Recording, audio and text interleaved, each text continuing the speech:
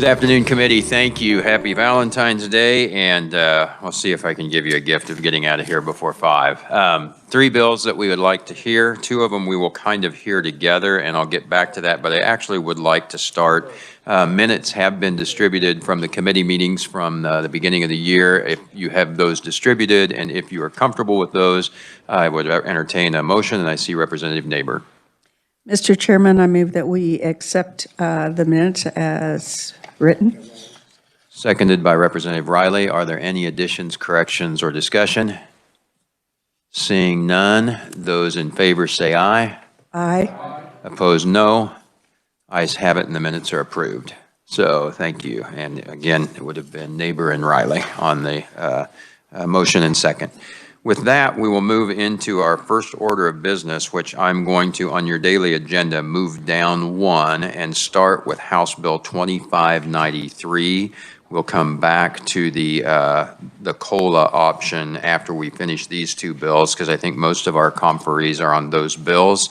My plan committee is to walk through the information on 2593. We'll have our reviser's overview. We'll have neutral testimony, and then we'll move into the proponents. As we finish that, we'll hold that hearing open and go into 2639, depending on how discussion is going and whether we might want to ask questions on either bill as they are related. So that's the plan at the start. We'll see how that changes going forward, but we will start by opening the hearing on 2593 and ask for an overview from the reviser.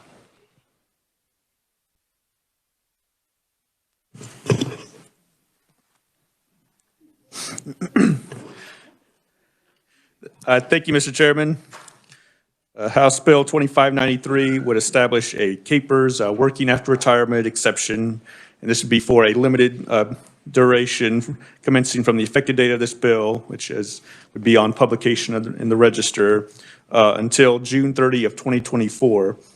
During such period, a school district may hire an eligible retired school employee, and that's defined as it could be a teacher, a supervisor, principal, superintendent, or any other professional employee required to hold a teacher's or school administrator's certificate. If the employee is not hired prior to 60 days after the employee's retirement date and without any pre-arranged agreement with the school district. The 60-day period would be regardless of age, unlike under current law where there's a 180-day waiting period before working after retirement if the retirement is under the age of 62, or is the 60 days if the retirement is age 62 or older. So this would just be 60 days for everybody in this school employment context. The bill also reduces the required employer contribution rate to the statutory employer contribution rate for all compensation earned by the retirant in a calendar year.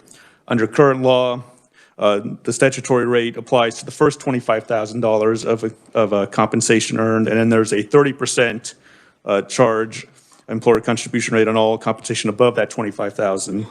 So under 2593, it's just the statutory rate, which is around that 13% number right now, and that'd be for all compensation for these folks. The bill also provides that contracts for employment entered into pursuant to the exception would expire on or before June 30 of 2024.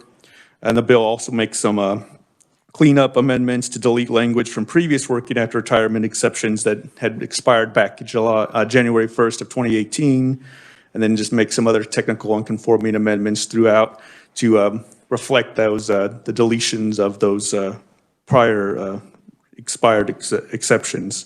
And as I mentioned before, this would become effective upon publication in the Register to sort of open up this period and then end June 30 of 2024. And I can stand for any questions, Mr. Chairman. Thank you. Committee questions for the reviser? Seeing none, thank you for the overview. Representative Dodson, I apologize. Just one short question. I noticed on a couple of these, this one included, that there's a huge amount of strikeouts. And for the change we're making, it just seemed kind of odd that we've taken out about maybe 2/3 of the bill. Yeah, those are all, if you look through those strikeouts, that was those prior specific working after retirement exemptions that expired back in 2018. So this is really just cleaning up, because I mean, that's sort of dead letter law. Anyways, it's cleaning up to try to make the statute a little more readable and get some of that old language that's expired out of there. I mean, because even just as I was, drafting, I drafted a lot of this stuff. It's getting harder to get through the statute and figure out, what goes where and what's old and what's new and what. So it's just really trying to clean that up and get us to where we are under the current law. Thank you very much. Thank you, Mr. Chair. Further questions? Seeing none, thank you for the overview. We'll step into neutral testimony from Capers, if you would kind of set the groundwork for us. And then I'd also ask, as we go through the hearing, if, given that there are a few different intricacies on this topic, if you would make some notes, I may bring you back for neutral testimony after our discussion of some other things we might want to consider as we talk about it, if you would help us with that. Thank you. Certainly, Mr. Chairman, thank you, and glad to do that. David's done a good job of explaining 2593. Just sort of to review the basic working after retirement rules. Right now, if a Capers retiree retires before age 62, they have a 180-day waiting period. If they're 62 or older, then they have a 60-day waiting period. There's no prearrangements, so that means there's not supposed to be any wink or a nod or something, at the teacher's retirement party that the school member might say, "I'd sure be glad we have an opening, in fact, in your classroom for August. It would be great if we could sign you." The IRS says that's not permitted. It can be no prearrangements, and that's one thing the IRS is very specific on. And a lot of this stuff, our friends at the IRS, they have some general guidelines, then you have to kind of interpret it. But this, on the no prearrangements, there's been some emphatic IRS rulings that you can't do that. As I told the State Board of Education the other day, and we tell Capers retirees, for those that are old enough to remember the old Maxwell Smart TV show, this is supposed to be like the cone of silence that goes over the retiree. Can't be any contact for that 60 days or that 180 days. So no prearrangement. And then the employer contributions. So if a retiree does set out their waiting period, comes back, then the employer pays then the current statutory rate, which adjusts each year, but it's currently at 13.11% for schools for the first $25,000 of compensation, and then 30% on anything above that $25,000. And technically, it's the employer that pays it. The employer does remit those. I know a lot of times we've heard sort of anecdotally, some of those, because retirees that come back to work aren't covered by the continuing employment contract for schools, and so it's a negotiation between the retiree and the school district. Some of those school district or Capers employers then negotiate down a returning salary that they're going to pay the retiree to cover the cost of this assessment. As I've said before, some people call it the Capers penalty. We prefer it the Capers assessment, has a nicer ring to it. So we call it the Capers assessment. But again, there's no earnings limitation on Capers retirees. So if they come back to work for a Capers participating employer, state, school, local, no earnings limitation. They can earn as much as they want. If they go to work for a non-Capers covered employer the day after they retire, there's no waiting period, there's no limitations. So they can come right back to work. And the last page in my testimony is a little working after retirement highlights. And I think David's covered who it applies to: teachers, superintendents, principals, and so forth. And I'll just, on page 2 of my testimony, just the working after retirement experience. In that last valuation, there were about 3,700 retirees reported as having returned to work in the school group. We don't collect job-specific information, so whether it's a superintendent or somebody who works in the cafeteria or the office, we just know they were a Capers school person. So unfortunately, we can't tell you how many of those would be teachers. We can tell you over the last 10 years, there's been about 2,900 annual retirements out of the school group.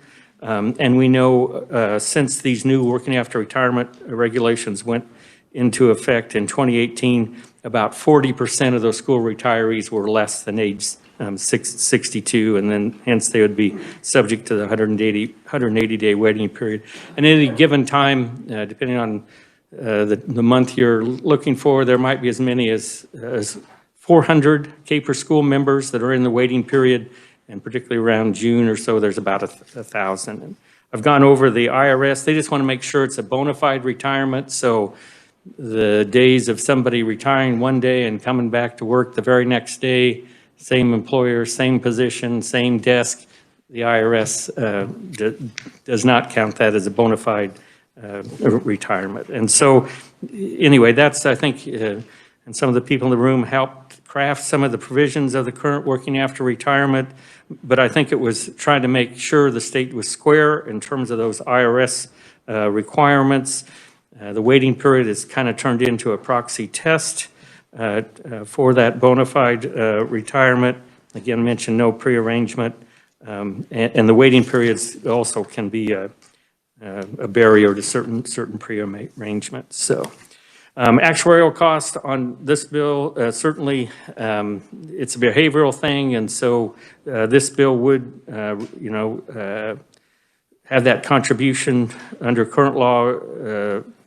So a person retires under age 62 would potentially return to work sooner than current law, which would reduce those employer contribution rates if the retiree was earning more than $25,000. So anyway, that's, I think, just a brief kind of overview of the bill.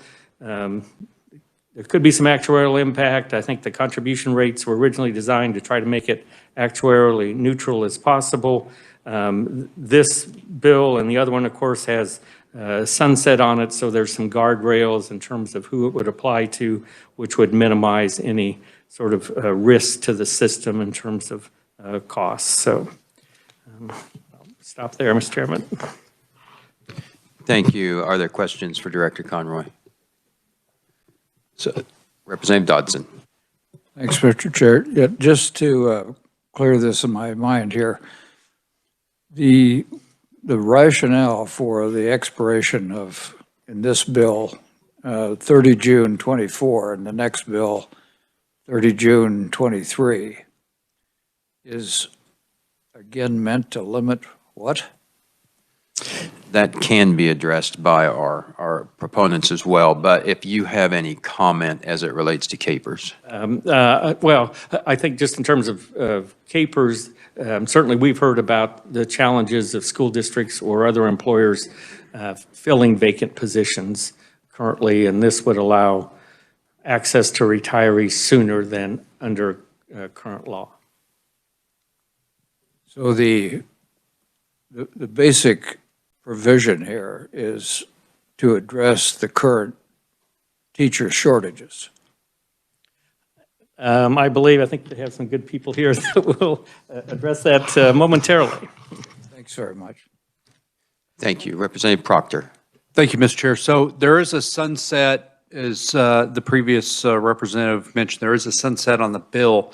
But if they bring people back under this provision, those people don't have to quit at the end of the sunset, right? They're employees again. That's right. They would, the rules that went into effect, they would already be past those, and so it'd just be new retirees after that date. And so I want to make sure, because I was not here when the legislation was passed to create this program.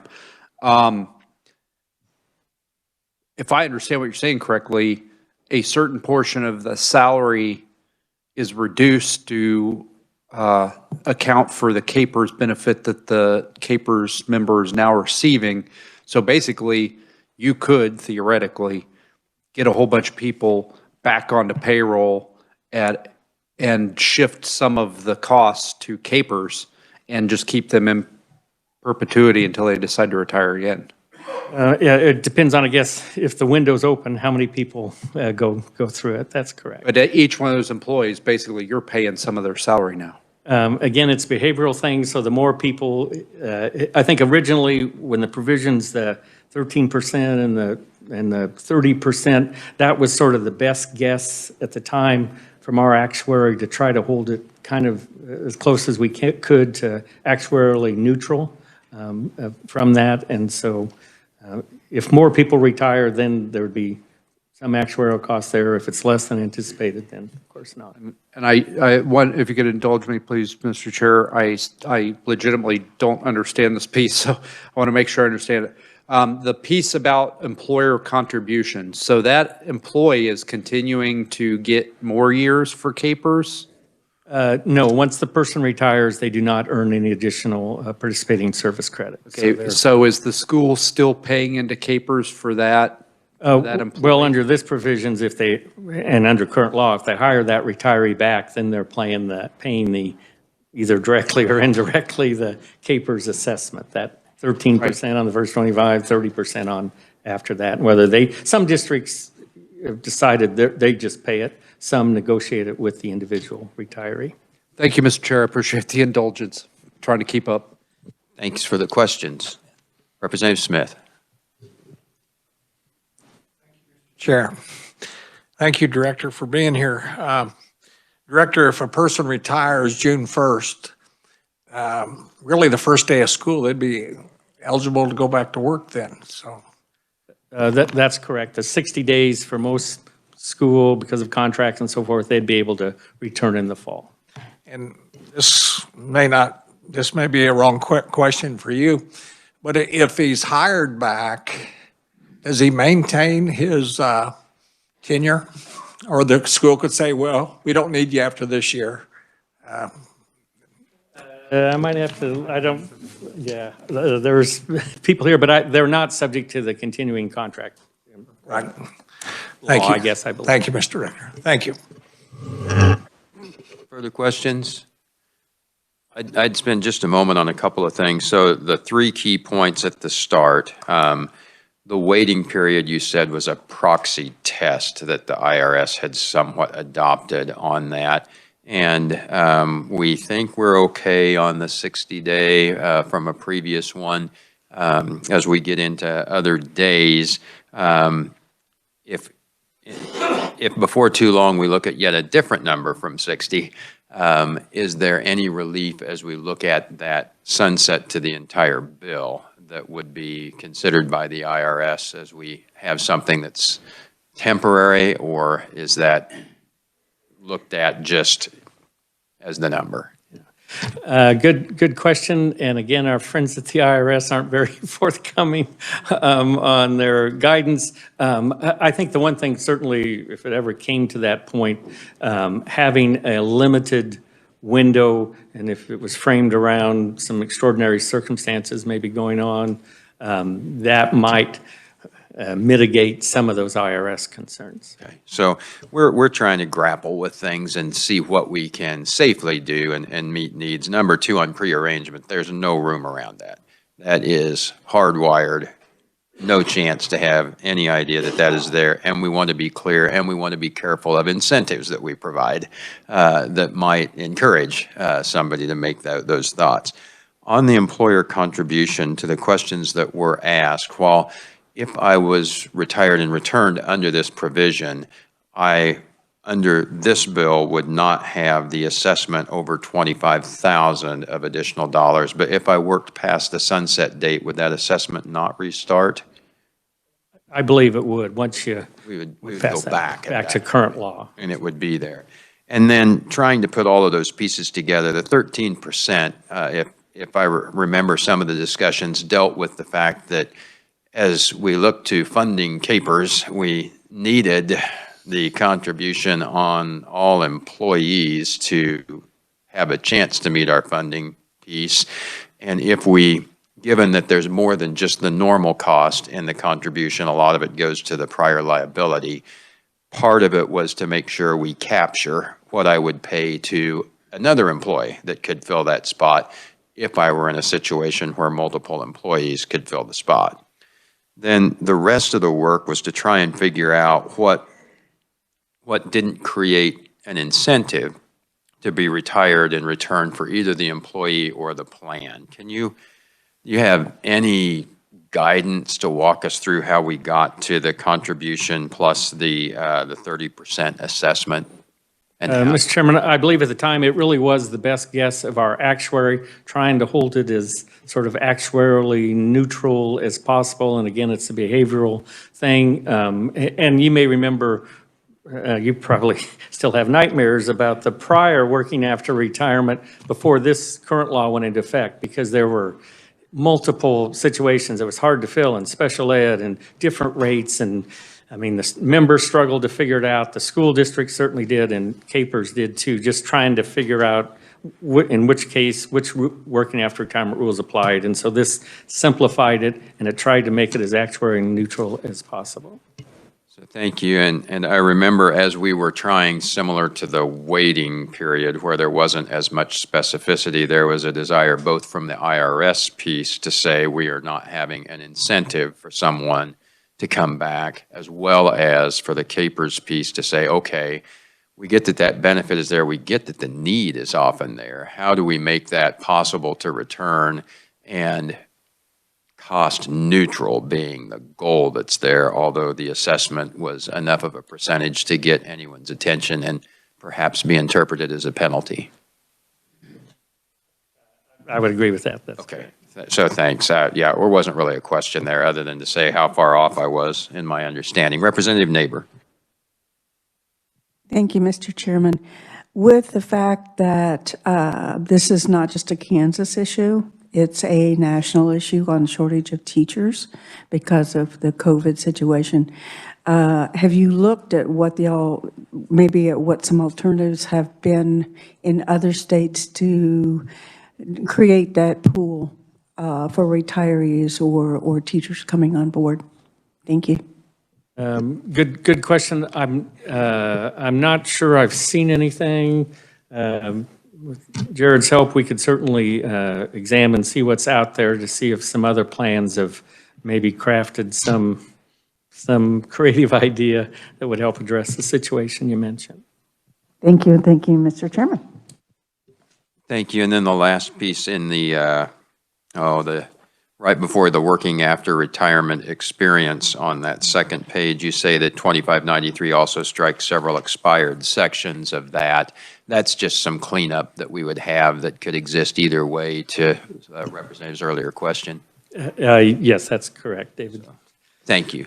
Tidying things up. Representative Riley. Thank you, Mr. Chair. This is a good topic. Both these bills are good topics for me because I think I brought this out to Alan before. I was one of those people that retired at 62, completely didn't talk to anyone for the 60 days, then came back and asked the school if they needed any help for doing anything. And they said, yes, we could use this skill set, which was another special education position. And so I negotiated for that, and it turns out that not only, they took the money out of my account for the normal Capers, but then they charged me for that extra 30%. That was their negotiation. So when you take that out, plus good old Uncle Sam and everything else, I quit at the end of that year. So that 30% killed me as far as I was taking home 25%. So. Thank you. Further questions?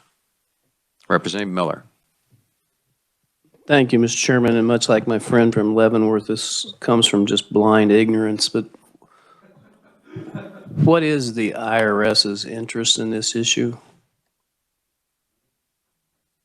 If I may, Mr. Chairman. Sure, go ahead. The IRS interest in terms of making Capers a qualified 401A retirement plan, that gives certain tax advantages then to the members and particularly to the members. So the treatment of federal taxes, right now, Capers members don't pay taxes going in, but once they retire, they pay taxes then as it comes back out. And that's, I guess, one of the benefits. There's probably some others of being a qualified 401A plan as established by under the IRS code. Thank you. Thank you, Mr. Chairman. So thank you. Yeah, one of the things, if we lost that, the possibility of earnings being taxable annually to the employees as they are earned could be challenging, and then the volatility of those earnings could be particularly unique. Anyway, just something that could be a challenge. So, other questions? Seeing none, thank you for the overview. We'll move to our next neutral conferee, Dr. Randy Watson. Welcome to committee. Thank you, Mr. Chairman, committee members. It's good to see you. I'm Randy Watson, Commissioner of Education, and I rarely get to present outside of the committees of education, so I'm honored to be here with you today. Our testimony is technically neutral. I like to call it informative. We don't, as an agency, support or oppose bills. We try to give information relative to the bill. And in this case, I'd like to talk to you about the teacher shortage in Kansas, what we currently see, what we anticipate seeing, and the substitute teacher shortage. And then also what we've attempted to do in the short term to try to help with this issue. Mr. Chairman, I specifically also want to thank you. You've worked on CAPERS issues for a long time, and I appreciate that. I did too, as a former superintendent back in the days, as Alan talked about, when we had all kinds of different ways in which to get there, and appreciate you simplifying that. From starting this year, the fall of this year, to the fall of last year, we had 63% more vacancies, meaning unfilled positions to start the year than we did a year ago. That's the known. What we anticipate come the fall of '22 is an unknown. What we can look at are the number of superintendents and some of the number of principals that have already announced retirement. We won't know the teachers till we get later on. But all indications are leading to this will be a historic year for educators to leave the profession, either retiring or simply leave. Much of that is COVID related. There's some other factors to that. We simply won't have enough educators if we continue this trend to open the schools effectively come in the fall of '22, both in the service of the teachers, the principals, the superintendents, and also in the substitute teachers that we will also see. The state board earlier, in the early days of the pandemic, extended the use of emergency substitute licenses to cover the entire year. And we've seen a 17% increase in the number of emergency substitute licenses that we have given out since the pandemic started. In addition, just in the last couple of months, the state board took an emergency action that said, I'll back up, emergency substitutes must have 60 college credit hours in order to sub. The state board took emergency action and said, we're going to waive the 60 college credit hours if you have a letter of support from that school superintendent, and you can pass the background check in Kansas, multi-state background check. We can issue you what we called a temporary emergency authorization license to substitute just in that school district, so just in Frontenac or just in Chanute, if that superintendent would sign off. We've issued over 600 of those in the last 2 months. So the need is great because, as you may know, in the month of January, we unfortunately had to shut schools down in many school districts because we didn't have enough substitute teachers and staffing to keep the schools open. So this is really an emergency temporary situation. It may be we have to look at some things long-term, but right now, I think what is being looked at is what can we do short-term? Historically, over the last 10 years, approximately 13% of educators that retire come back to work. However, during the pandemic, that number has shrunk to about 9%. So what do we anticipate if this would go forward? That was one of the questions. We don't know. What we believe, that's just a belief, there's no data because we don't know, is that we don't anticipate that number to be as high as even 9% Anecdotally, we're hearing, I'm tired, I need a break, I need to go away and walk away. So we're anticipating, it was 13% historically, it dropped to 9, maybe it's only between 5 and 9%. I don't know, we'll know that when we actually get back. But what I do know is this, most teachers and educators retire in the summer months. And by shortening it to 60 days, we could start school with some number more than having to wait till around Thanksgiving in order to wait that 180 days. That would help tremendously in the opening of schools. Mr. Chair, I'd be happy to try to answer any questions around the shortage that we see or what the state board has tried to do in the short term to help with that shortage. Thank you. Representative Proctor. Thank you, Mr. Chair. Do school districts have the ability to force retirements? And I promise I'm going somewhere with this. Can a school district tell a teacher, hey, thank you for your service, we're good, we need to cut staff, please retire? Yes, they can do a reduction in force. Yep. And they also can terminate an employee, yes. So the reason I ask is what I'm concerned about is that we might accidentally be, and I don't mean in any way to indicate that the bringers of this bill are doing anything nefarious, but we don't know what 6 months or a year might look like from now. I'm afraid that we might be creating a perverse incentive for school districts to force the teachers to retire at the end of the summer and then bring them back, shifting payroll costs to capers for a large number of staff. Could you speak to, is there any safeguard against that besides just the goodwill administrators? I would say also the current law doesn't allow as Alan talked about, that you prearrange a situation. So I think if a school district, they would be in violation of the law if they said, we're going to get rid of you, but come back. Would they be in violation of law if they didn't tell the teacher that's what they were doing? No, if there's no prearranged condition. And that, like I said, that's what I'm concerned about. Thank you, Mr. Chair. Representative Howe. Thank you, Mr. Chairman. Thank you, Dr. Watson. Greetings from Saline County. Do you have any data as it relates to the average age of the public school teacher? Yes, I have Dr. Miller here, and I'm going to look at her, and she's going to search because we do. I don't have that information off the top of my head, but I can get that for you. Okay, thank you. Representative Neighbor. Thank you for testifying today.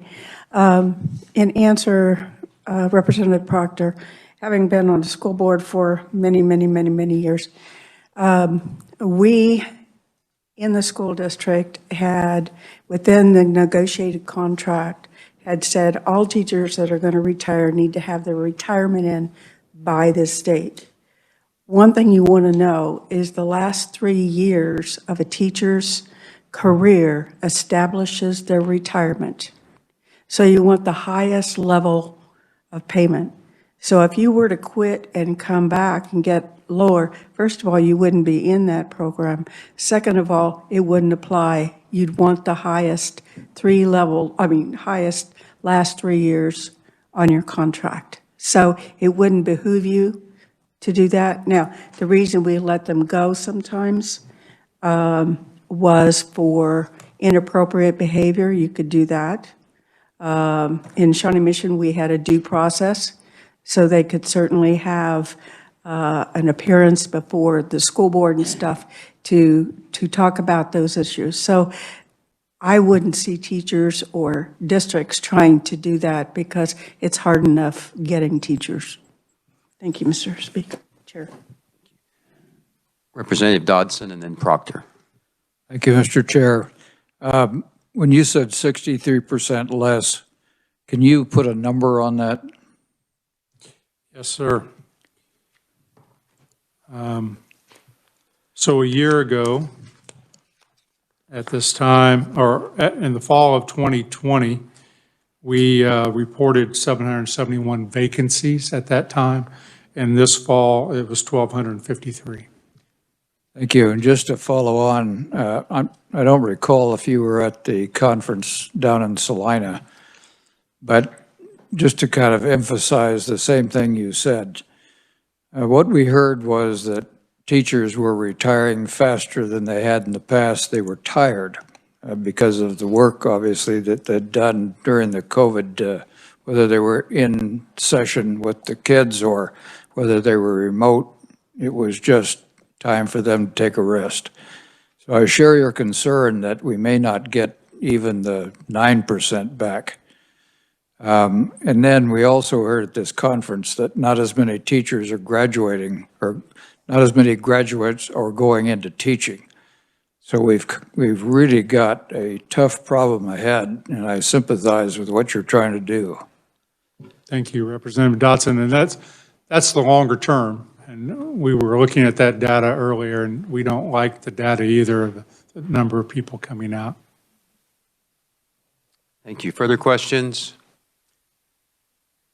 Thank you for your efforts at staffing, which I know have not been easy. We want to look at what we're able to do while still trying to be as neutral as possible with the overall policy. So I might go back and I might have been distracted by my phone for a moment, not only on this bill, but specifically to what you would see happen differently if funding is the problem right now, or if getting people are the problem as it relates to the penalty or assessment piece, and then the mechanics of the waiting period and what situations we come up against and how that might sit better for us. So some of that's going to be speculative on my part. Please understand that, Mr. Chairman. I think initially it's the waiting period, because if I'm less than 62 years of age currently and I retire on June 1, I'm waiting 180 days before I can come back. That means I missed the start of the school year, and that's when hiring decisions are being made. So in my opinion, that's first and foremost. Again, temporary fix, so I think the sunset is appropriate. I think we would say there are lots of things, as Representative Dotson said, that we're going to have to look at. This isn't the time to do that right now. We're in the middle of trying to handle this. I would defer really to Alan and others as to what people look at in terms of money. I hear all the time, if I come back to work full time, as Representative Riley said, it may not be worth my time. Substitute teachers, though, that's another issue, because you can substitute and then you're not subject to those penalties. And so it's a combination, I think, of that. But the shortage of the waiting period, I think for us would be the biggest benefit, as most educators retire during the summer months. So thank you. And between that, just working through the math, does 60 days get us there? What do we need to be able, what helps us on that waiting period? Well, 30 days is even better. But I think, Alan, at some point, you're going to run in probably to an IRS separation. I would defer to the experts on the panel on the IRS. 60 days, most are going to retire in June, maybe July, and they can make it back. I mean, for those that wait, because they maybe had a birthday and they have an anniversary date maybe in August, they wait a little bit longer, it's going to push them back. But I think the majority we could get back and working before the start of school. So thank you. And I should know this cold, but does that waiting period apply to daily call substitutes as well? It does, but the earnings does not. So that would be the difference on a daily call sub. The earnings does not until I hit the point of hours that equal full-time? I will defer to Alan, because I'm not going to speak what I think the answer is. Okay, so just another issue that may hit where we may or may not consider the daily call separately, but thank you. Other questions? Representative Howe. Thank you, Mr. Chairman. Dr. Watson, would this legislation also impact classified staff as well? Because I think, isn't there a need with classified staff? Yes, bus drivers, food service, paraeducators, you're exactly right. This only deals with the licensed personnel staff that we license. Further questions? Seeing none, thank you for your testimony. Thank you again. So with that, we will move to our first Is there anyone else that had neutral testimony since I was kind of going through that? Seeing none, our first proponent on this, Representative Chuck Schmidt. Thanks for coming to committee and thanks for your work on the bill. Thank you, Mr. Chairman, and thank you, committee. I really appreciate the questions that have been asked. Let me start by saying I want to thank David from the Revisor's Office for helping put this together. It became a complicated process, but this started, I'm a retired educator, and I sat back and I heard all the stories about the shortage of teachers and administrators. And I said, what can we do? Where are there people who are qualified? Well, the simple answer is retirees are the people who are qualified.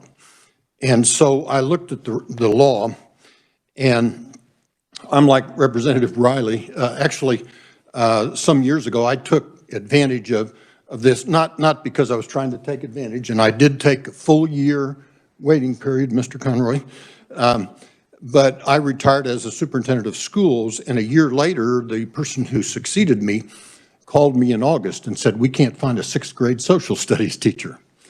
And in a moment of weakness, I said yes. And it turned out to be one of the best things I ever did in my education career.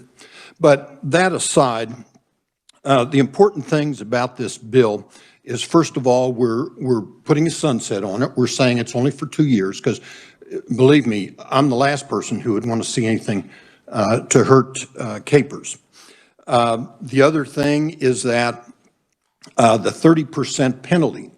And I sat down and I just, in my head, I worked some things out. If a person retires, they're probably up the scale a ways, but let's just, for the sake of figures, let's say they're making $50,000 and they come back and they pay that 30% penalty on the top, on the upper 25,000. That's taking over $10,000 right out of that paycheck. That's a pretty good reason to do like you did, is to say this isn't worth it. So I think if we can get rid of that 30% penalty but still pay the statutory amount, we still continue to pay into capers. The concern about capers is real, and we don't want to encourage people to retire early. But also put some figures together. If we, and just for the sake of ease, if we have 100 retirees who come back, who legitimately retired when they planned to retire and then decide to come back and teach, they are still going to pay that 13% assessment to capers. And if we have 100 of them do that, who are making $50,000, that's bringing $600,000 into capers. It would take 25 people who were incentivized to retire and then came back to make up the difference of that $600,000. I don't think we would find those kind of numbers, but again, that's speculation. But so the point is, we have a chance to do something positive to help schools here. We all know there's a shortage. I just was scanning through a list of the superintendent changes for this year, and it's almost 50, and we're just in February. 50 out of 200 and what is it, 286 districts. That's a lot. And I haven't even seen the teachers, and you heard what Mr. Watson said. So I think we have a chance to do something positive to help our schools, and it really shouldn't be much of a cost to anyone. So I would urge you to adopt this, and I open myself for questions. Thank you. Representative Neighbor.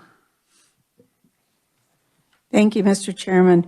In your days, your 60 days, and I don't know if this would be agreeable with Director Conroy or not, how about 45 days, which would be a compromise? And the reason I ask that question is that gives enough time for teachers that are coming in to go into the workshops right before school starts instead of walking directly into a classroom, especially if it's only been 60 days.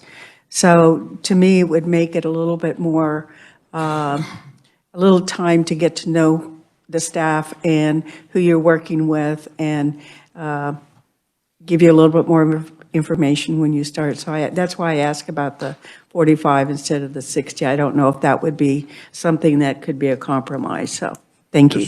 Thank you, Representative. That's a good point, because knowing how schools operate and on the time frame they work, that would be an interesting point. And I'm not opposed to shortening that period as long as we don't run into problems with the IRS, yeah. Mr. Chairman. Representative Smith. Thank you, Mr. Chairman. Most teachers that retire, if they waited this 60 days, do you think they'd go back into their same position, or do you think they're going to be used somewhere else in the district? Does that make any sense? Well, yeah, I mean, it would just be speculation for me to say what that would be, but, a lot of times, I mean, I was the superintendent of school, and I came back as a sixth grade teacher. I think a lot of people might look at that as, I'm going to do something different, makes it more exciting, So that's a possibility, but that would be speculation. I think if they didn't have to come to the in-service, it wouldn't hurt their feelings. As one who has organized many in-services, that hurts me deeply, Mr. Smith, but yes, you're probably correct. Further questions? So you went through some of the numbers. You'd said if how many returned under this, that'd be the 600,000? If 100 came came back, they would be paying the 13% on 50,000, and if you add that up, it comes out to about $100,000. I mean, 600,000, I'm sorry. Do you think that for most of those people, it is and again, this is negotiable between the employee and the employer, correct? Yes, and to be honest, I've done it both ways. As long as the money is paid to Capers is what matters. So you can hire someone at the regular salary and say the school district will pay that penalty, I'm sorry, not penalty, but assessment, or you can just take it out of the person's pay. That's the way it was done when I went back, and it sounds like that's what happened when you went back, Mr. Riley. Yes. So right now, as we look at our possible pool, do you even have a wild guess as to how many between the negotiation between the employer/employee and who we might be able to attract back, how many of those 100 that came back or would consider will opt out because either the district can't pay it or it's not enough of an incentive to come back with that penalty? You mean how many would come back and clearly some people accept the reduction of their pay? So clearly some people take it, help us out, come back, meet the needs that are there. Even a wild guess as to how many more this change might attract to come back, whether it's largely money or whether it is other factors that might be there. And Representative Riley, are you wanting to respond on the behalf? Yes, Mr. Chair, if you don't mind, if it was a difference between the 60 days, I think that's a reasonable period of time. Traditionally, by the time you finish school and you're done by end of May. So I think that 60 days is fine. It's the 30%, that assessment that really chunks you. And so if that was out of there, I think that would be the big influence. It's not the days, it's that extra amount. And if I might respond to your question also, I think one of the things that they would look at, if a person retires on Capers and they're getting a Capers pension, and they would then take a reduced salary because the pension would make up the difference for them, that may incentivize them to come back. And I'm assuming that person had retired, that was their decision to make, and then they just were incentivized to come back for some reason later. Yeah. And that happens a lot. People, after they're out for a year, they say, gosh, I could still do this. I'd like to go back and try it. So, and I get all of that. And then my thought is how you keep it neutral for the Capers entity as well over time. And I get the hesitancy that's there, but now I get my compensation and my retirement. And granted, I could get my retirement if I went to work anywhere else.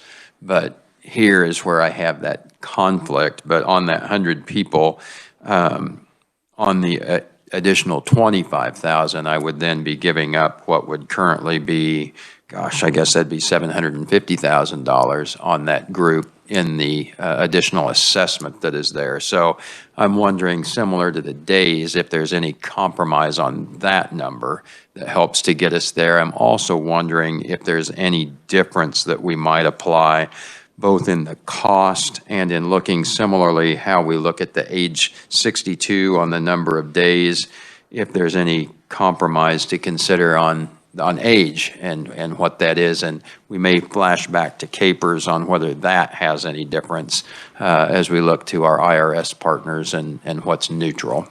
So just throwing out a number of other things. If you have thoughts, great, and if you don't, no worry.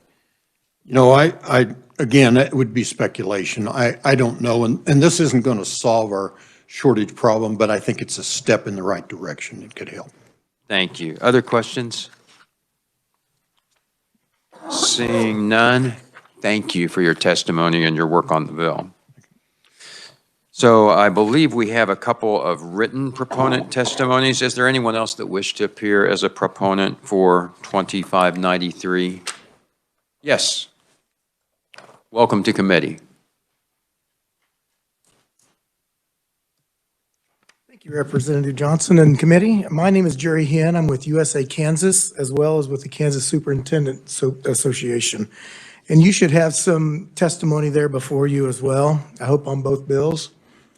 And basically, I probably shouldn't have even raised my hand because everything that I wanted to point out has been pointed out, with maybe one exception, and that is school districts have been using some school districts have been using a pathway to teaching classroom for them to teach their own kids how to become teachers and hopefully put them in the situation of becoming teachers and putting them in those areas of where you might be able to find teachers. So some districts use that, not all of them do, but it's an opportunity for districts to grow your own teachers. And so there are some of those out there to help kind of solve some of these issues. But as much as the information that has been shared before, the 1,200 openings that are now needed in schools, that's going to be hard to find. And when you start trying to find chemistry teachers and you try to find special education, foreign language teachers, those just become more and more difficult.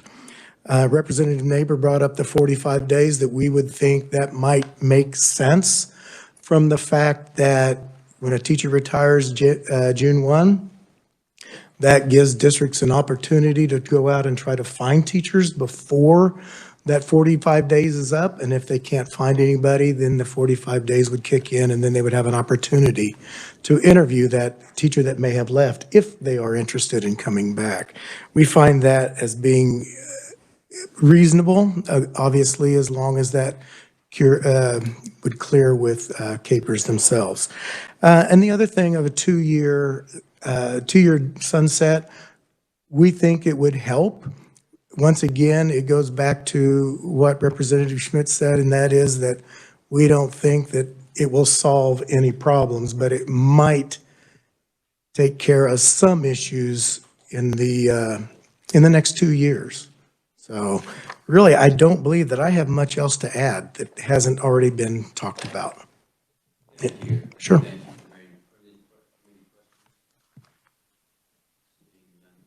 Sure.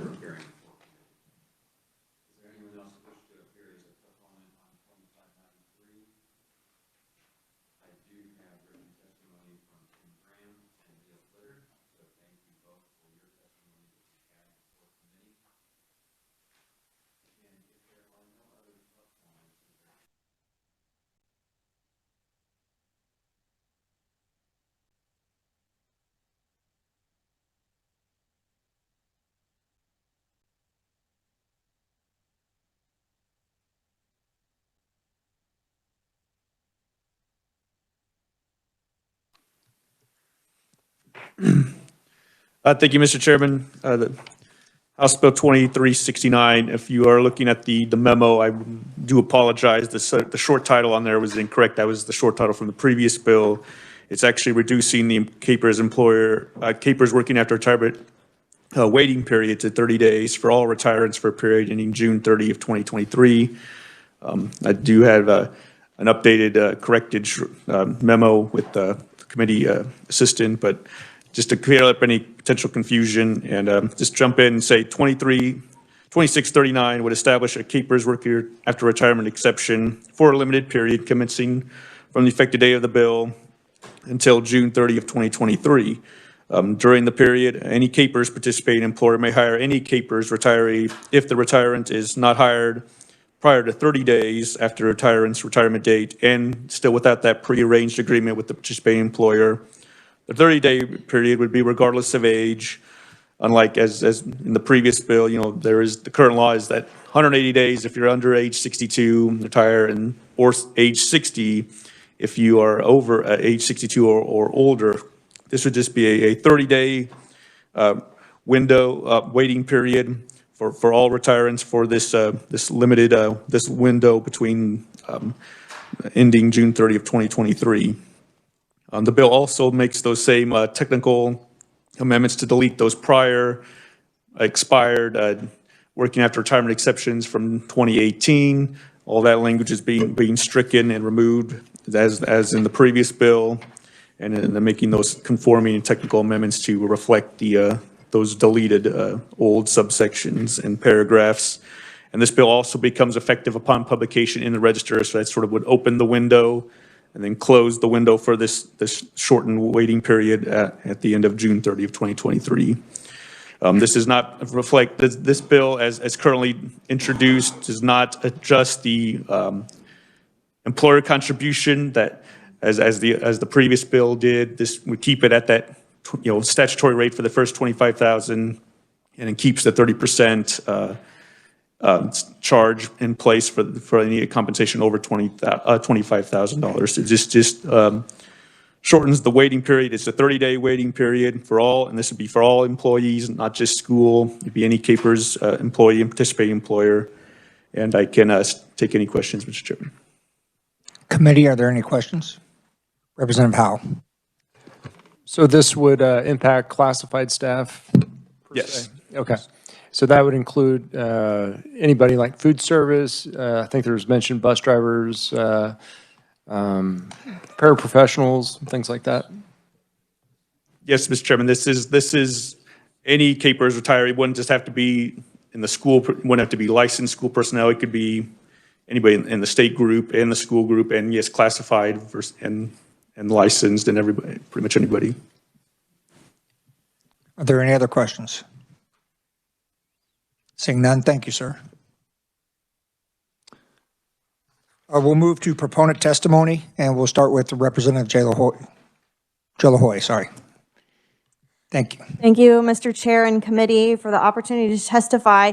I've been in a number of settings now where we've heard about the workforce shortage crisis, specifically in K through 12 Education Budget Committee. We heard testimony, an informational update from the Kansas State Department of Education about the substitute teacher shortage. And when they did a survey of Kansas superintendents, they asked, in general, are you currently experiencing a shortage of appropriately licensed substitutes to fill short-term and long-term positions? And 97.4% of those respondents said yes. So we've heard about the state board's temporary decision to change the licensing requirements for substitutes, which is, and then I had asked about this particular issue and got deferred to CAPERS, thankfully, and got this resolved, or HB 2639 before you today as a result of hearing that testimony in an effort to expand our public workforce. So the differences are, as you've heard, this is 30 days, and it does apply to all individuals retired from a CAPERS employer. And in hopes, especially since we have that other temporary change on the licensing, that we could expand that public workforce, because I feel that as a state legislature, as we've heard, we can't completely solve this issue, but this, I believe, is a tool in our toolbox that we can provide some temporary relief and still meet those IRS requirements. So I've learned a lot working with CAPERS, and you have excellent revisor and the director to help out and try to combine some of the components of these bills. But I would implore you to take action because we do have the opportunity to here to provide some relief, and I'm happy to answer any questions. Thank you. Thank you, Representative. Committee questions? Representative Neighbor. Thank you, Mr. Chair. So the difference here is 30 days instead of 60 days and to keep the 30%. Is that correct? This bill doesn't change anything with the assessment, and I don't have any opposition to doing that. I tried with this bill to make as limited number of changes, and another reason why I decided to put forth a sunset next year in 2023, and I'm also trying to be very optimistic because we want to all get through this pandemic, and hopefully it'll be over by then. May I? Would there be any conflict as to having you and the previous representatives, Bill, the two of you sitting down and working together to come up with a matching bill? So for me, we have to answer the staffing issue. My concern is what Representative Riley alluded to was that 30% was a killer. And that would disenfranchise, I think, people from coming back, because that's a pretty good chunk of money.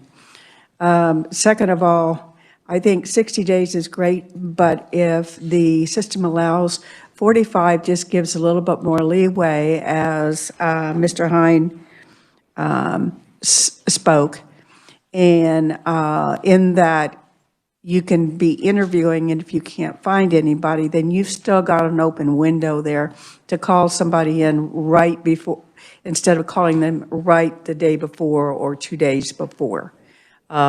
Because they may be changing positions, like they said, from a superintendent to a teacher to whatever it may be. And then I guess my question on the date would be, we've been through a lot of change and I would say turmoil in the last 2 years. If we left it open for 2 years so that positions could be filled, and then administrators and districts had time to then fill those positions, there's still a sunset. It's not going to really allow for misuse of the system or anything. I think it's all a great idea. It's just in the numbers and the days and how, if those can be matched together and melded. So I didn't know if there could be some conference on that and work out. And then also to, check with Mr. Conroy and make sure that that 45 days or whatever we assess meets the IRS requirements so we don't damage anybody. Thank you, Mr. Chairman. Thank you, Mr. Chair. Process-wise, I would definitely yield to the chair on how to move forward, but I really don't think that the two of us who put these bills together feel like we need to hash too much out and really are trusting of the committee to take these ideas and combine it. So since time is of the essence due to this unique crisis right now, I would be comfortable moving forward on one of the bills, and perhaps you all could make some adjustments or amendments to those to combine the better portions of each one so that we can kick this out. And it may be a little too late to help this year, but we could perhaps help by the end of the school year. And then folks will know that this is an option for next year. Again, really the only reason in this version that I opted for a shorter sunset is if we are going to make more, I feel like the bigger changes we make, the shorter period of time we should do it. And that's just how I feel personally on it. But that's up for you all to discuss and ask those questions of the experts. Thank you, and time is of the essence. So thank you, Mr. Chair. Thank you. Other questions? Seeing, oh, Representative Smith. Thank you, Mr. Chair. Mr. Chair, could I ask Superintendent Watson a question, please? You can, we may call him back up after any other testimony with both of our neutrals just to re-respond to everything if that would be appropriate timing. Thank you, Mr. Chair. Thank you. Other questions? Seeing none, thank you for your testimony, and Thank you. that may wind up where we are at anyway, Representative Smith, but I'll go through the motions. We may have additional proponent testimony. Mr. Henn, would you like to testify on this one as well, or I do have you written down on this one?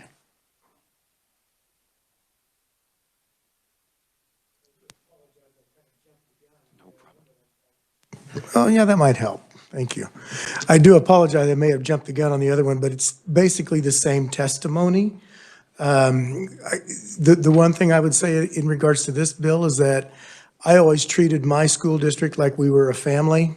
And so everybody was a part of my family at my school district. And so including everybody into this makes total sense, but I also understand that it can get more costly when you do it that way. So really, that's basically the comments that I would have in regards to any difference between the two bills, so. So thank you. Committee, any questions? Seeing none, thank you for your testimony. I again show written testimony from Tim Graham, and there may be others that we have. Is there anyone else wishing to appear as a proponent? Seeing none, is there anyone wishing to appear as an opponent? And with that, we will return to our neutral testimony. It sounded like there was a question for Dr. Watson, so whether you had any or not, welcome back. Mr. Smith, would you like to direct your question? And then if you have any additional comments for us, that would be welcome. Yeah. Thank you, Mr. Chair. Thanks, Superintendent. Superintendent, I was just wondering, the number of kids coming out of college now in the teaching field, has it dramatically dropped? You know, Pittsburgh State, for instance, used to kind of be the mecca for woodshop teachers and so forth. And a couple of years ago, they had 0 graduates in that field. And that's kind of sad to see our schools not be able to offer that. So thank you. Thank you, Representative Smith. Dr. Miller behind me was just looking at those numbers in the last couple of days, and she's going to give me a specific update. I can tell you in general, yes, the number of candidates coming out is decreased over the last few years. And if you look back to a long time ago, when I came out, and as a social studies history major, there were a lot of us. There were a lot of elementary ed candidates, and we don't see nearly as many now. And before I leave, possibly I'll have some numbers from Dr. Miller that I can give you specifically. If not, I'll follow up, Representative Smith. And if I might, Mr. Chairman, I can answer Representative Howell. The average age is 43, 42.9 to be exact. Thank you. Representative Proctor. Mr. Chair, is Director Conroy going to come back up? Because I had a question for him and then a question for Dr. Watson, if I could. If that order is preferable, that will work great. Thank you. Thank you. I appreciate the indulgence. Director, I have a Capers 101 question. I need a refresher. For calculation on retirement, is it in any way based on the final salary? Yes, it is. There's 3 components. It's final average salary and dependent on, it's either 3 or 4 years, depending on when the person started working, and then the years of service, and then a multiplier. And for Capers members, that's 1.85%. So those 3 factors give you that lifetime Right, benefit. and I appreciate, so I don't need to ask Dr. Watson the question, but to the one of the conferees in the previous bill was talking about how they just wanted to change, and so they went from being a superintendent to a 6th grade teacher. That explains why they didn't just change jobs, because it would have blown up their Capers retirement. Thank you, Mr. Other questions? Don't go too far, Director. I might ask what's that? Oh, you do? Please.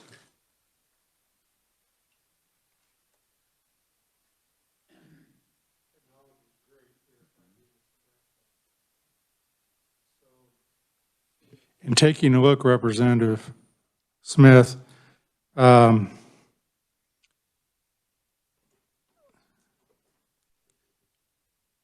looking at specific categories right now. Biology teachers, 22 coming out of school.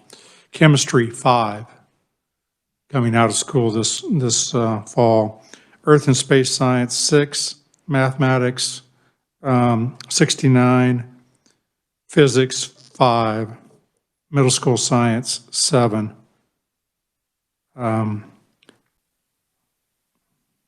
Shell, was the science? So that's in science to give you an idea of just one field that we've run just recently.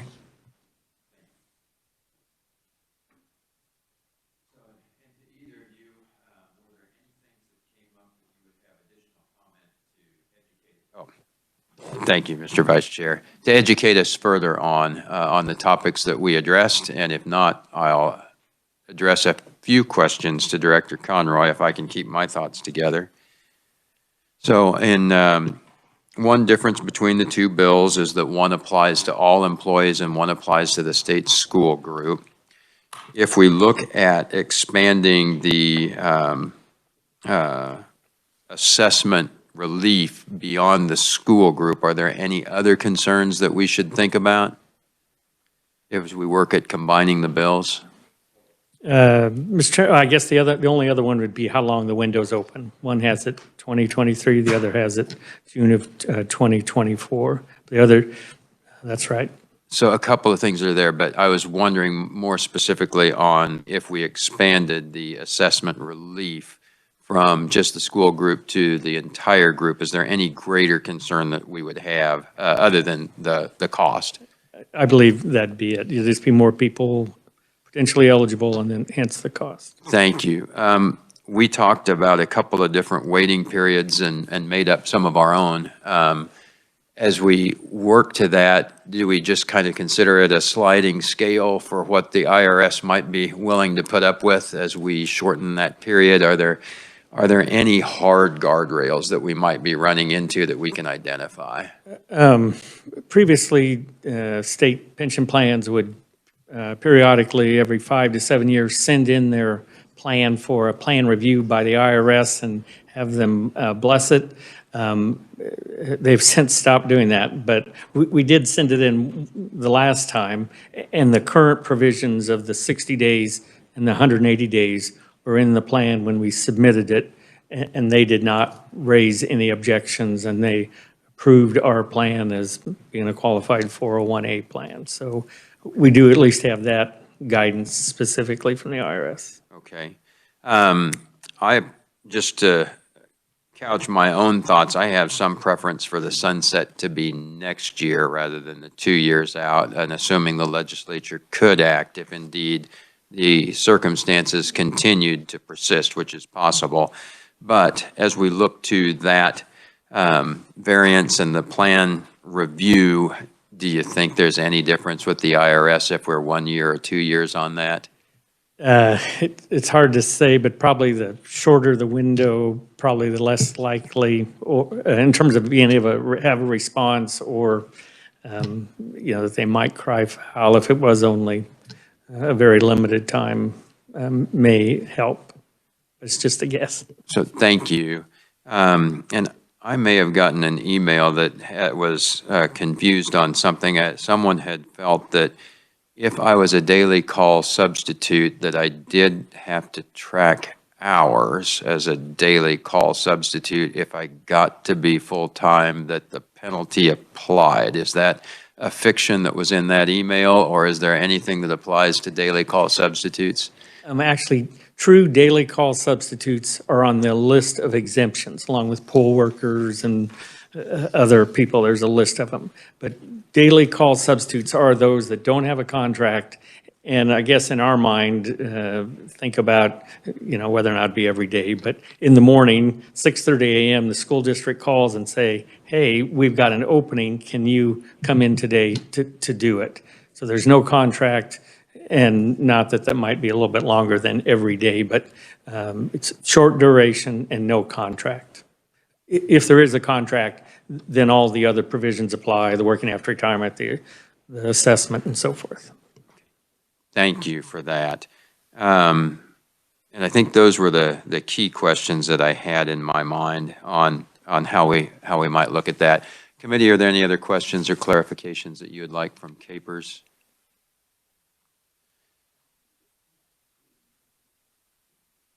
I mean, Jared, I think I'd mentioned it earlier, but of course, the pre-arrangement always applies, whether it's a daily call sub, or whether it's a poll worker, or whether it's hiring a teacher back for the whole school year.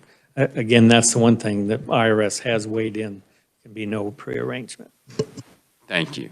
Thank you. Thank you for revisiting. And Dr. Watson, as we think through what other ideas, if any, do you have? Is there anything we can do that helps now? Is what we can do mostly to help as we prepare for next year? As you've thought of this, with these options and anything else you can dream up, what might we be able to do? Thank you, Mr. Chairman. I think our options are somewhat limited as we go into next year. I think the state board will continue to look at options they have relative to the license of substitute teachers and maybe the license of teachers. I think they'll at least look at that as we get to the spring.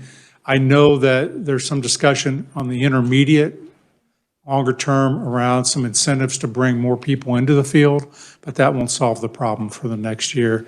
I think this is a step in the right direction. It will not solve the problem. It will not solve the problem, but I think it does assist in bringing maybe a few more people back. But I don't have a magic wand, Mr. Chairman, on other things we could do immediately that would have a substantial impact on the shortage we're going to face. Thank you. Thank you. Other questions that anyone has for the conferees on the topic of these bills? I believe we do have, in addition, other proponent testimonies that were emailed in that we have available on the S drive, and we thank everyone for that testimony. Is there anyone else at all who would wish to be heard on House Bill 2593? Not, we will close the hearing. Is there anyone else at all who would like to be heard on House Bill 2639? And if not, we will close the hearing. Thanks to everyone for their work.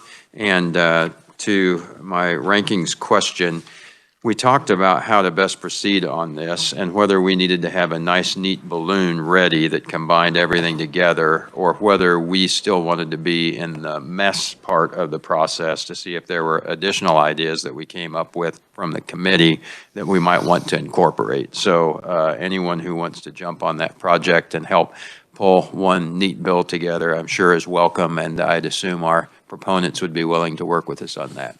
Thank you. With that, we do have another hearing, and I might look to our proponents, and particularly Mr. Klump and Mr. Phillips. Would you be here on Wednesday anyway, or would that be an inconvenience to your schedules to be heard with us on that day?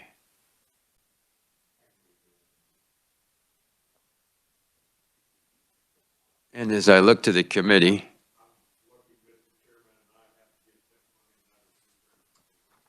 I hear you on that.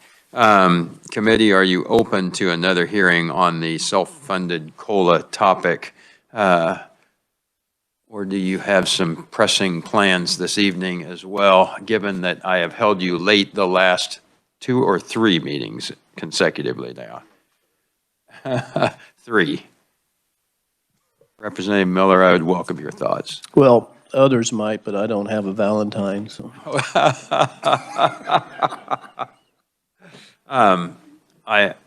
I might take a non-binding straw poll for those of you who would like to continue and hear House Bill 2612 at this time, or push that to Wednesday. I have some concern about having enough time to work our bills on Wednesday, given that I appreciate the thoroughness that we vet each of these issues with. I'm going to just ask for a aye or nay on continuing with 2612. If our proponents would turn away and not listen too closely. It's not a recorded vote. What's that? Oh, you're right. They're neutral. I apologize for that. Our conferees would be the right topic, so thanks for correcting that. Those who would like us to have 2612 heard now, if you would say aye. Those who would like to push it to Wednesday? Ooh, that's almost a call. I think the ayes had it. Well, they were all ayes. I think those to hear today, I think I heard more on that particular topic if we're able to put up with that.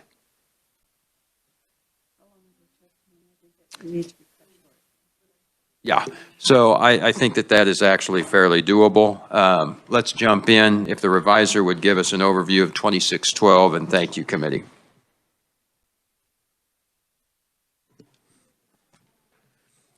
Thank you, Mr. Chairman. House Bill 2612 would add an additional retirement benefit option for members of CAPERS 1 and 2. The bill would allow a member to choose a self-funded cost of living adjustment or self-funded COLA where the member's retirement benefit would be initially reduced at retirement in accordance with actuarial factors established by the board. And then thereafter, the benefit would increase by a fixed percentage over time, and one or more fixed percentages would be established by the board. Under CAPERS 3, the cash balance plan, those CAPERS 3 members currently have this option to have a self-funded cost of living adjustment feature. So this is just to conform, all CAPERS members would have this an option, and it would be an optional benefit. They wouldn't have to do so. And I could stand for any questions, Mr. Chairman. Thank you. Committee questions? Seeing none, thank you for your testimony. Our proponent testimony, we have a couple of written proponents, and I will keep it to that. I'll mention only the thought was coming up with giving that option that already exists for Tier 3 to other employees. I would go a step further in that I think it would also make sense to expand that to the KPNF program and potentially to the judges program also. And that's the general concept that's there. And I think we'll get the rest of the information from our neutral conferees. Does anyone else wish to appear as a proponent? We do also have written proponent testimony from Timothy Graham. Is there anyone wishing to appear in opposition to 2612? Not, we will move to our neutral testimony, and I would, what's that? Oh, Representative Riley. Yes. I think, Mr. Chair, I think I understand where you're going with this. I do want to bring out this definition for what annuity is. This has come from one of the insurance companies. Annuity is a type of policy issued by an insurance company to promise you an income that can last you a lifetime. Even after you stop working, bills will still come in. Count on your fixed annuity for a dependable income stream for you to handle some of the basic costs of living. It's a fixed income. Thank you. So we may be to the debate on the issue. And a fixed annuity could have a COLA element if it's decided up front. Is that consistent with what you're reading there? Okay. So we can take that more, but thanks for the comment. Would go to neutral testimony and welcome Mr. Ed Klump. Thank you, Mr. Chairman and committee members. I'll try to go through this as rapidly as I can and still get the message across, I hope. We are neutral on this position. I am Ed Klump, and I'm here representing the Kansas Sheriff's Association, Kansas Association of Chiefs of Police, the Kansas Peace Officer Association. We are neutral on this. It's going to sound like we're in favor of it, I hope. But the reason we decided to have neutral testimony is we just didn't think it went far enough. And Mr. Chairman, you hit one of the topics is it doesn't cover KPNF, and we feel like it could, especially if it's being self-funded by the retirees. So we support a mechanism to allow a cost of living increase for the retirees. And, you know, we've been trying to get something like 26 or 2584 passed for several years to take care of the people that's already retired.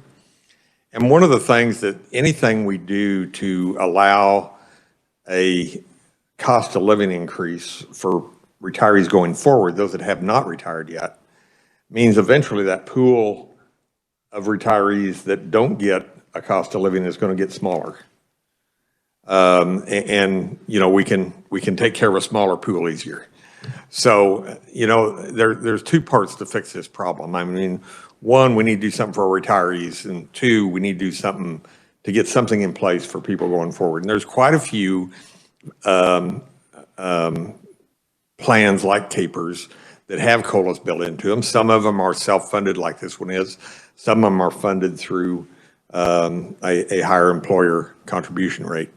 And so another area we felt like ought to be explored is there a way to do something where there could be less of a hit on the employees' benefits when they retire to get that COLA? For example, Wichita has a retirement system very similar to CAPERS and KPNF, not identical, but they're similar. And they do a 2% cost of living increase every year based on 2% of the original retirement benefit. And they don't have to take a hit on their retirement benefit to do that.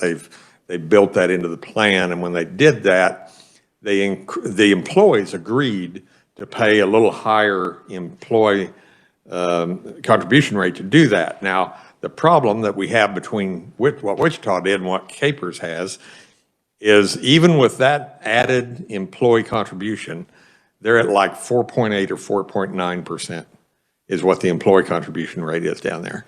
And we're at 6%, I think, on regular CAPERS. Is that right? And so, you know, we're already over 1% higher than what they are down there.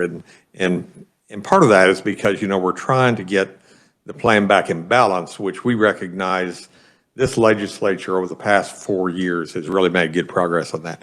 So, Mr. Chairman, that's I kind of explained more in the testimony. That's kind of the nut of it.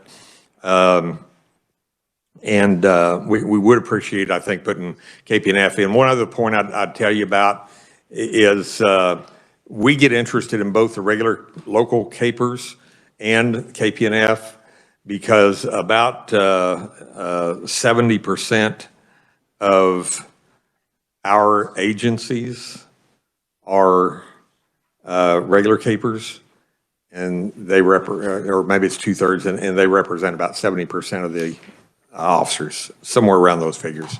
And so we have a significant number of officers that are on regular CAPERS. A third of the officers are on regular CAPERS, about 70% of the agencies, that's the way it is. So we have about a third of the officers are on a regular CAPERS, so we always have an interest in the regular CAPERS plan as well. And Mr. Chairman, I'll stand for questions when it's appropriate. So thank you. I might ask for our other neutral conferee to come up, Mr. Phillips, and then we will have questions. So thanks and welcome back to committee. Thank you, Mr. Chairman, committee members. I'm here on behalf of Kansas State Council of Firefighters, and Ed pretty much covered what we were talking about. It's just a lot of unknown questions. And one is, why isn't KPNF included in this, and the judges? Because if they're going to do cost of living adjustment for future retirees, it should include everyone under CAPERS, just not the CAPERS side, but the KPNF and the judges. And some of the deals we had, excuse me, we didn't know the cost of it. It doesn't state that in the bill. And it says this can be changed from time to time by the board, the cost of it. Does that affect somebody after they retire? Or once they retire, is that a set amount? And how often would they receive a COLA? It doesn't state that in the bill, and those are some questions we had about it. So without those being answered, it's hard for us to say whether we were for or against it, but right now we're just taking a neutral position. And I'll stand for questions. So thank you. Committee questions for our conferees?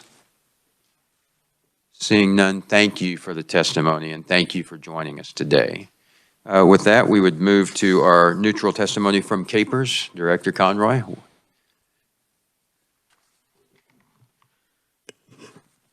Thank you, Mr. Chairman. House Bill 2612 would just provide a self-funded cost of living adjustment for CAPERS 1 and CAPERS 2 members, just like currently is in place for CAPERS 3 members.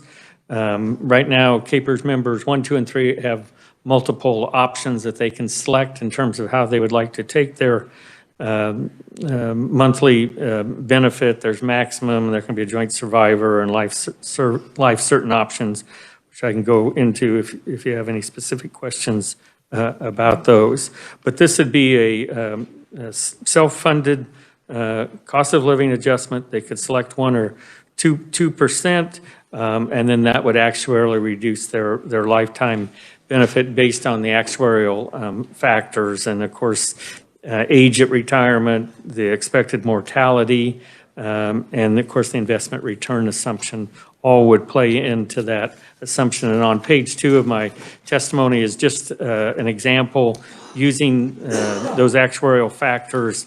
If the basic benefit was $2,000 a month, and we did one for age 55, 65, and 70, how much of a reduction would be for that 1% COLA, how much the reduction would be for the 2% COLA, and there's a little graph there, shows starting out at age 55, it's about 11 years before that COLA amount would catch up to that, had they not selected the COLA and just taken the $2,000 figure for the rest of their life, before that COLA, either 1 or 2%, would exceed that maximum $2,000.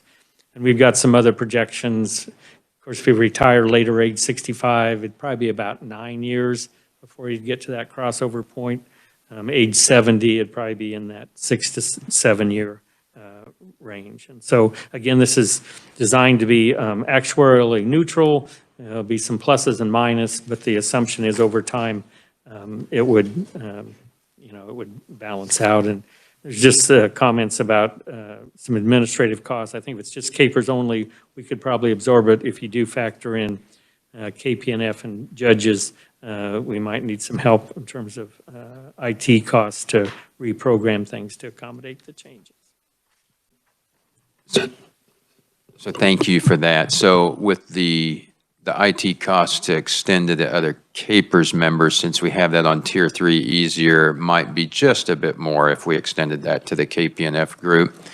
And do we have any retirees from Tier 3 yet who have had a chance to make an election? Just a handful. I mean, I don't know, was it like 10 or, I don't know, it's less, it's that, a very small number.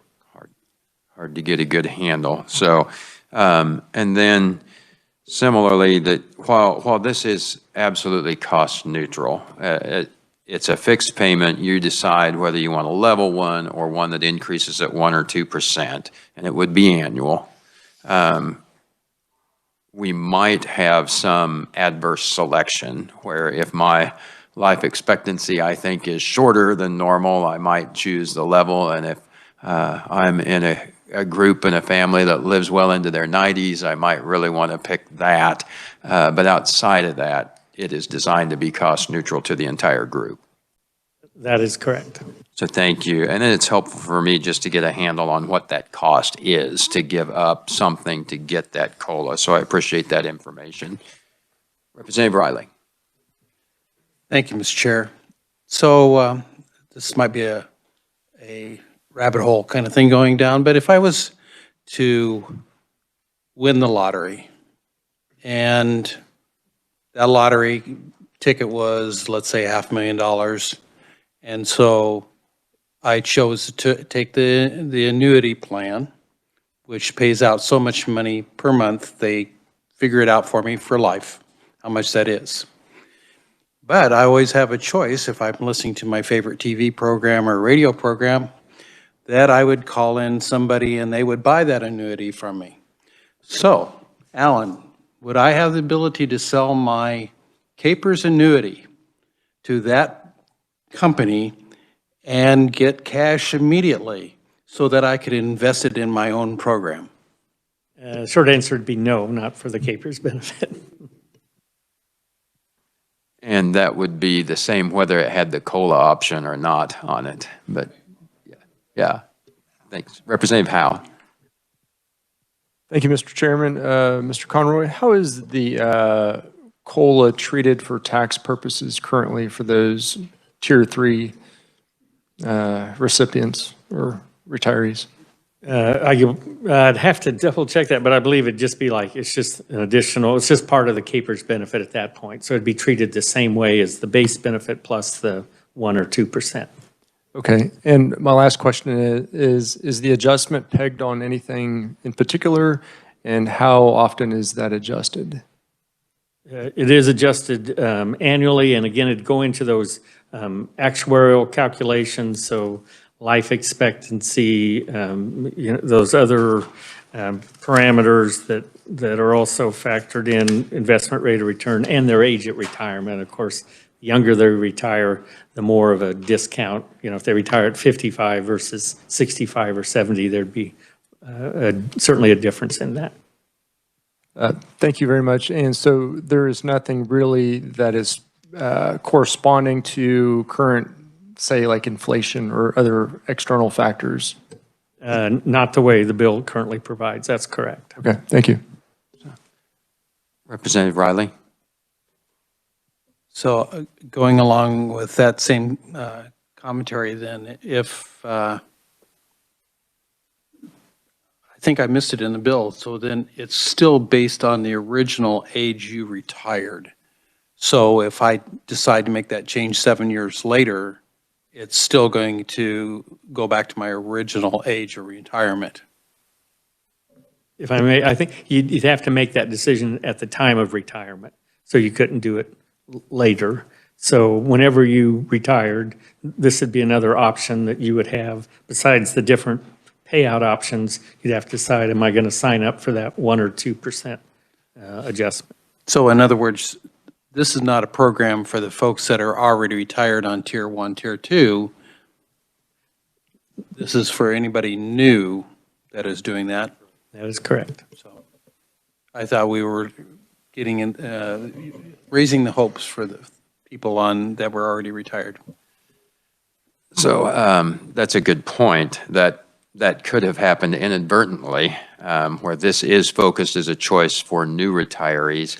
I don't know how challenging it would be to go back and allow a self-funded COLA option to current retirees who could select a lower benefit now to continue, but that rework is not currently in the bill. Does that possibility worry you? Sure, there'd be certainly an actuarial challenge, and I think then your decision, your point about earlier about sort of adverse selection at that point, if they've been retired long time, short time, that would factor into that decision. So, thank you. Representative Dodson. Thanks, Mr. Chair. I'm having a bit of a struggle with this one. The COLA plans that, I'm used to, if I'm an employee, and let's say I make $30,000 a year, a COLA then supplements that $30,000 year by year by year. Somebody else is paying it. I mean, I may pay a little bit, but the employer's paying it. So what is the advantage of if I self-fund my COLA? When does it start? Is it front-loading something or is it unloading so that it appreciates each period? Mr. Chairman, again, so this is a defined benefit plan, so there's no provisions for any cost of living adjustments. In the past, the legislature, 70s, 80s, 90s, had provided periodic cost of living adjustments, but those have not, most of them have not been pre-funded, so that added to that unfunded actuarial liability, or they were, or maybe some of them they paid off over, let's say 15 years.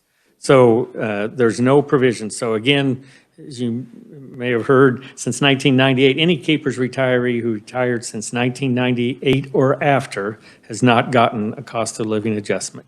CAPERS systems, they're ad hoc. It's whenever the legislature decides to grant them. And so there's no guarantee, there's no provisions for it, but it's up to the legislature if they want to periodically make that adjustment. So again, whatever they retired, if I retired in 2000, in 2022, I'd still be getting the exact same dollar amount from Capers, because that's the plan design. This would be self-funded, so I'm going to kind of play the odds. I'm going to take less in my lifetime monthly benefit, guaranteed, but it's going to be indexed every year, either 1 or 2%. So it's coming out of the Capers Trust Fund, and if it's actuarially neutral, it'd be out of those investment earnings, what the employee put in and what the employer put in. That helps. Just to follow up real quickly, then on the chart you gave, you start off with a lesser amount, and you, I guess, enjoy having a little bit more each year instead of a flat amount. That is correct. So that does help you address maybe some of those concerns about inflation over time, for example, rather than having that fixed dollar amount. Those years, that increase then to help address in some way inflation, probably be the best example. Thank you very much. Thank you, Mr. Chair. So thanks, and if I spend just a moment on this and then on to the next questions that are there. If I live to my exact hour of life expectancy, the value of any choice is the same. I could do my own planning and save a little bit out of my early payments to apply to some of my later payments, and I'm whole. If I don't make it to life expectancy, I was ahead to not do the COLA. If I make it past life expectancy, I'm ahead to do the COLA. So there is some advantage in that way, but the design for the system is to be cost neutral.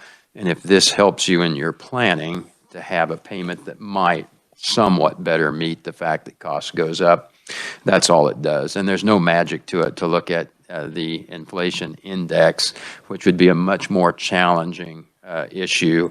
It is just looking at the fixed thing of saying it's a fixed 1 or 2, along with the other fixed assumptions to come up with that option. So it's not fixing a ton of planning problems. The first step was just allowing a choice that's currently in Tier 3 to potentially be applied in some other places. So thank you. Representative Proctor. Thank you, Mr. Chair. I don't know if this is a question for you, and I don't know if this is a question for one of the other conferees or if it's a question nobody's able to answer, but I'm going to ask it anyways. I'm a little bit worried about perception among current retirees, but also upcoming retirees. And I don't know, do you guys focus test any of these ideas or what? But it seems to me like, you know, we've had retirees asking for years for a COLA adjustment, and we're going to give them a COLA. Hey, you got to pay for it yourself. Here's your COLA. You know, take it if you'd like to roll the dice on your on how long you live. And so I don't even know if this question. I feel like it's kind of a slap in the face to all those people. I wish Mr. Claudel was here. I'd sure love to hear his opinion on this, and I'll certainly be seeking it after this. But it seems to me like a slap in the face to all those public employees, past and present, that have earned a COLA, in my opinion. Thank you, Mr. Chair. Further questions for conferees? Seeing none, thank you. Is there anyone else at all that would want to appear on 2612? And seeing none, we will close the hearing. Thank you, committee. And we're adjourned.